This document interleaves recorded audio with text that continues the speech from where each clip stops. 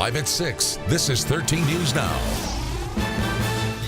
A live look at the carpool lanes on Interstate 64 in Norfolk, where changes are on the way tomorrow. Good evening, everyone. I'm Regina Mobley. And I'm Janet Roach. David Allen is off tonight. First tonight at 6, we're taking a closer look at the new hot lanes coming to I-64. The lanes give drivers new options to avoid traffic, but they come with new rules. 13 News Now reporter Erin LeBeau explains. Starting tomorrow morning, you'll need one of these, an Easy Pass transponder, either one like this or the Flex transponder, because you won't be able to drive in those express lanes on I-64 without one. Starting Wednesday morning. We're giving them choices. This is another travel choice beginning tomorrow. There will be free general purpose lanes. VDOT is converting the HOV lanes on I-64 into the 64 express lanes. From 5 a.m. to 9 a.m., you can travel westbound on I-64 using the express lanes. Then again from 2 to 6 p.m., but heading eastbound. This is only Monday through Friday, and you must have an Easy Pass transponder. If you have an Easy Pass Flex transponder and you turn it into the HOV mode, you can ride in the express lanes for free. But you have to have 2 or more people in the car. Otherwise, you'll be charged a fee to your Easy Pass account. And then in about a half mile, you'll see the first tolling sign telling you what the rate is at that time. And if you're not carpooling, you'll be charged a rate depending on how many people are using the express lanes. And you'll be able to check the rate on road signs as well as on the go. You have the free mobile app. People can download the free mobile app, 64 express lanes. That will tell you the toll pricing at the time. VDOT says the express lanes are just another option to get people moving along the highway. You want to have a reliable travel time. Well, we believe that this mode, these express lanes are going to give you that option. In Norfolk, I'm Erin LeBeau, 13 News Now. Well, today's 40-degree weather helped to melt the snow and ice on the roads, but some school divisions are still closed tomorrow because of messy conditions in the neighborhoods.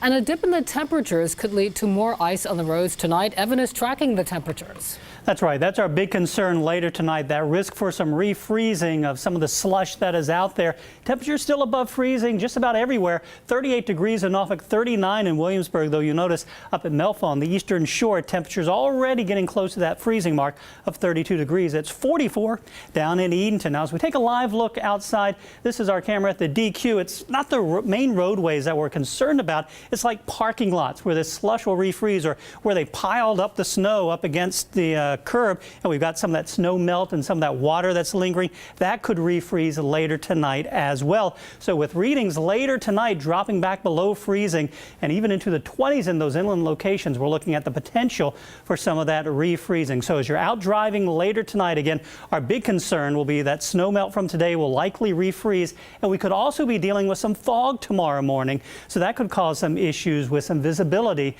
and it's really the bridges and overpasses that we're looking at closely for some of that refreezing. Now, when I come back, I'll talk about warmer temperatures up into the 60s, and then another push of even colder air coming up late in the weekend. Details on that in just a few minutes. Developing now in Virginia Beach, a triple shooting leaves 2 men dead and a woman in the hospital. Now police are trying to find answers. This shooting happened on Gate Tree Court at the Ocean Gate Apartments, not far from Oceana. 13 News Now reporter Allie Weatherton spoke to family members of one victim. A family left broken. We were best friends as kids. Samantha Jerkerman is talking about her 22-year-old brother, Matt. She says he was a victim in Monday night's shooting that left 2 men dead and a woman with life-threatening injuries. Goofy, cared about all his friends and family. He would go overboard just to make sure you have food and stuff, and was very protective. Virginia Beach police tell us they got a call around 5 o'clock last night for shots fired in the area. When they arrived to the Ocean Gate apartment complex, they found 3 people were shot. 2 were dead. Flashing blue lights, police cars everywhere, and tape. Neighbors who live in the area are still in disbelief. Just completely stunned. Could never been anything like this in this neighborhood.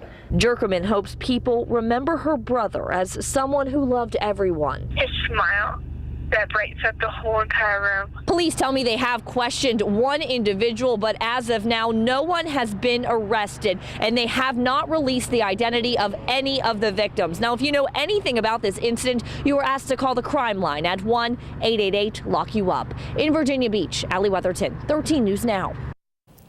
Search is on for a bold jewelry thief in Norfolk. Police sent this surveillance video of a man breaking through the door of Baker's Fine Jewelry and Gifts on 22nd Street near Colley Avenue. We're told he got away with several items from a display case. Anyone with information about the burglary should call the crime line. Breaking ranks with President Trump, Republican Congressman Scott Taylor says he is against offshore drilling. Taylor says, for one thing, it's a matter of national security. The Navy trains in the very waters that the president is proposed to be open for drilling. Besides that, Taylor says local, municipal, and business leaders don't want it. In the totality, with the national security piece, and then all the, a lot of folks in our district who do not support it, I have to listen to my people and represent them. I'm very happy that Scott Taylor has come out against offshore drilling. It would be a huge threat to the training ranges off the coast of Virginia. Last week, President Trump moved to end an Obama-era ban on oil drilling in the Atlantic Ocean and elsewhere. Tonight, Norfolk City Council could approve an easement for the Atlantic Coast Pipeline. The easement would grant the pipeline access to Norfolk's Western Branch reservoirs and Lake Prince in Suffolk. Many have opposed it because of fears of having a pipeline so close to water supplies. But city documents say there are no anticipated negative environmental impacts expected from the pipeline.